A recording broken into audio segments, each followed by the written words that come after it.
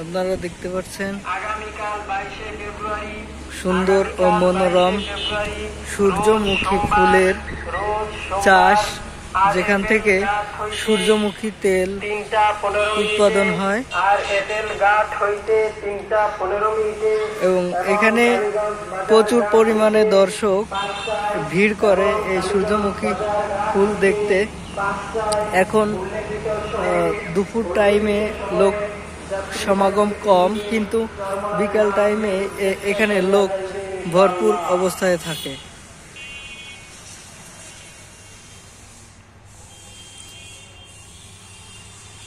এখানে প্রায় 13% নিয়ে এই ফুলের চাষ।